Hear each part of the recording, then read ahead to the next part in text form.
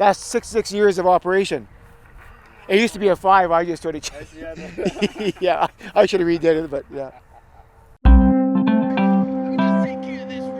We were closed 2011 for a bit of a flood, and since then we've been open up since 1954. My dad built it in 1954, and it was a family-oriented business. There were 10 of us in the family, so we all ran the drive-in.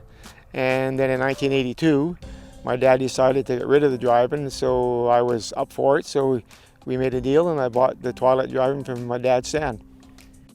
I maybe sometimes take it for granted, but when you look around the country, like you say, there's not too many around, and it's very honored to have it, still running, and let alone my father built it, so it's sort of a prestige to run it, just for him and for my grandkids coming up. And all of a sudden, when January came around, I said, well, geez, we may not be able to open the Twilight Drive-In. And as it turned out, a couple of weeks ago, they gave us notice that we can open up May 15th, so that was a real good surprise.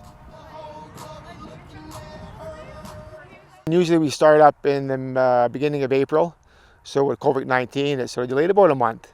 Our biggest one is the parking of the cars. They usually park as tight as they can get. Now it's 5 meters apart. And of course the concession, a limited concession, we can't go into concession, they take out only. So we decided just to show a minimal, or sell a minimal amount of items at the concession stand. I haven't been to a drive-in in 35 years. I came with my parents when I was a kid, so it's quite the big thing for me.